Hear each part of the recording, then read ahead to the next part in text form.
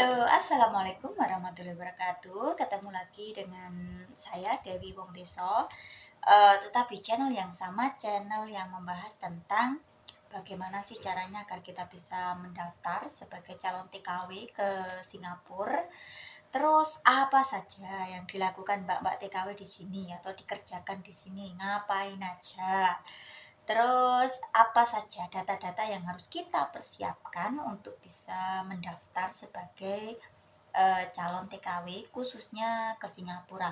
Apakah data-data itu masih sama seperti tahun-tahun sebelumnya ataukah mungkin di tahun-tahun sekarang ini ada tambahan data yang harus kita persiapkan sebelum kita mendaftar ya. Terus apa saja yang tidak boleh kita lakukan sebagai TKW di sini? Kita itu orang luar yang bekerja ke negaranya orang, makanya kita juga harus menaati peraturan-peraturan yang sudah pemerintah Singapura tetapkan dan kita juga harus disiplin.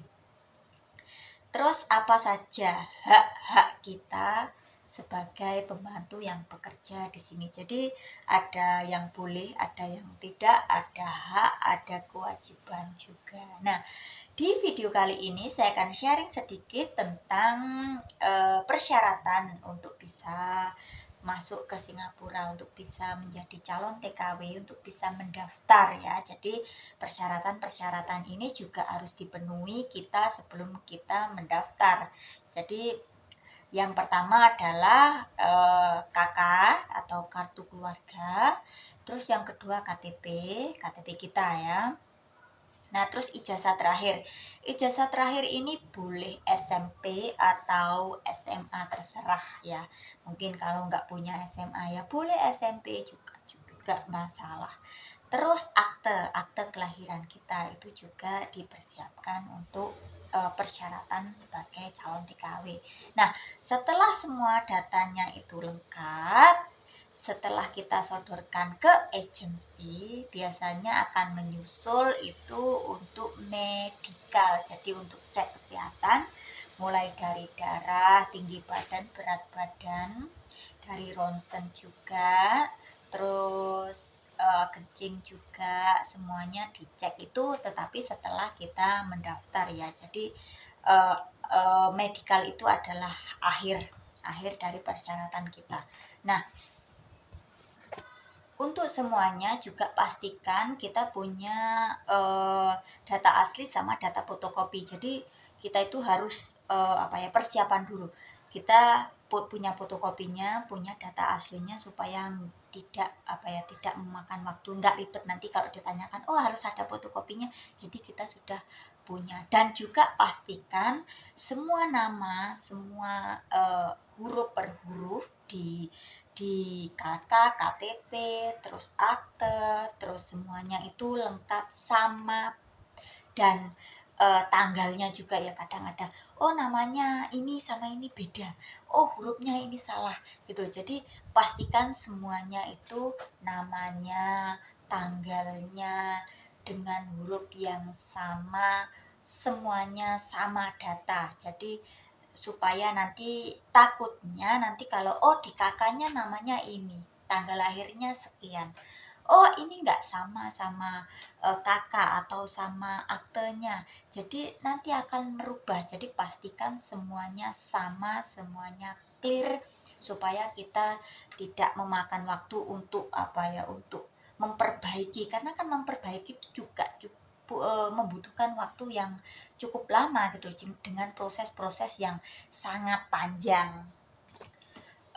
Kalau surat izin itu minta di balai desa, minta. Jadi kalau bisa ya mungkin biasanya pihak PT atau pihak agensi itu sudah menyarankan, oh kapan kamu, mungkin hari ini kamu cari surat izin. Jadi surat izin cari di desa, di balai desa, di tempat kalian ya, di balai desa. Mungkin kalau kalian memang statusnya istri ya ajak suami langsung minta surat izin di sana, nanti biar tanda tangannya langsung.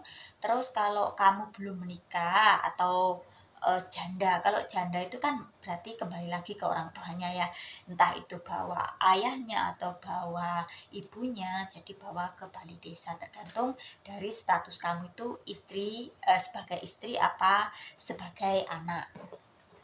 Kalau untuk akte, kebanyakan orang-orang dulu itu belum punya akte ya, belum punya akte, jadi banyak kasus sekali yang aktenya itu menyusul.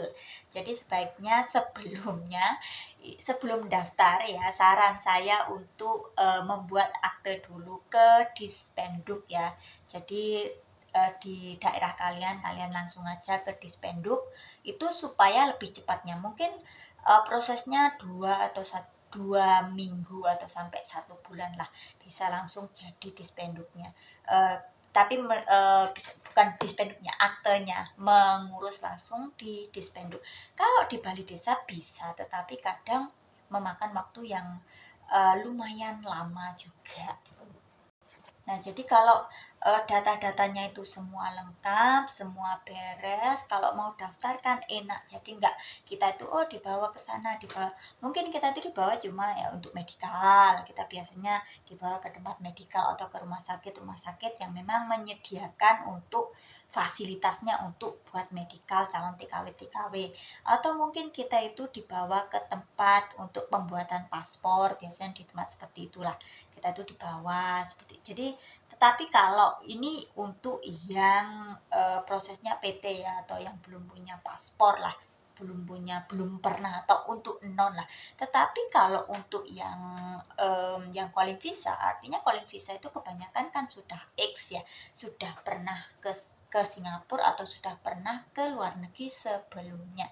Jadi mereka punya paspor. Nah, ini untuk persyaratan juga. Sekaligus saya sharing untuk persyaratan yang mau calling visa. Calling visa itu kalau saya, ini pengalaman saya pribadi, saya tidak lewat PT di Indonesia, tetapi saya langsung calling visa pihak agensi di Singapura. Jadi saya tidak lewat PT, saya tidak lewat sponsor, saya juga tidak lewat agent di Indonesia. Jadi persyaratannya saya itu paspor, karena saya punya paspor, pastikan paspornya itu aktif. Ini yang pertama ya, untuk yang calling visa.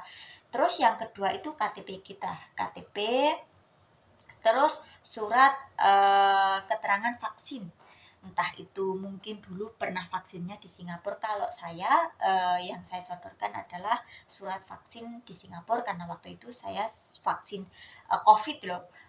COVID itu saya vaksin di Singapura. Jadinya saya sodorkan surat-surat data-data saya waktu di Singapura dulu. Terus medikal ini akhir juga. Jadi setelah semuanya beres, kita medikal itu akhir, sama dengan persyaratan untuk yang non tadi ya. Non tadi juga medikal itu juga yang paling akhir.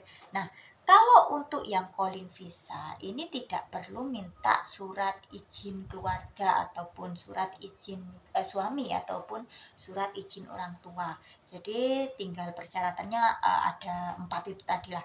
Jadi paspor sudah punya, jadi nggak perlu kakak, nggak perlu akte, nggak perlu dan lain, karena data kita sudah ada sebelumnya gitu, data kita sudah tersimpan lah, ibaratnya seperti itu. Jadi ini tadi perbedaan antara lewat PT Indonesia dan juga calling visa. Mungkin kalau calling visa lebih mudah ya, karena persyaratan nggak terlalu ribet, dan juga nggak perlu ke PT juga, nggak perlu tinggal di PT, karena bisa tinggal di rumah. Karena kalau yang X itu kan ya kita sudah tahu kerjanya gimana, kita sudah biasa dengan orangnya, maksudnya orang Singapura itu seperti itulah gitu. Kita sudah bisa bahasanya, kita sudah bisa cara masak, walaupun sedikit-sedikit kita sudah pernah belajar, punya pengalaman. Jadinya perbedaannya seperti itu, tetapi ya tetap sama saja. Kalau masalah gaji ya beda. Kalau untuk non ya gajinya masih masih standarnya non, tetapi kalau X ya tergantung dari skill dari agent juga. Jadi itu tadi sedikit sharing saya mengenai untuk persyaratannya agar bisa masuk ke Singapura sebagai TKW. Jadi semoga bermanfaat. Kita bisa bertemu lagi di video-video saya selanjutnya. Bye bye.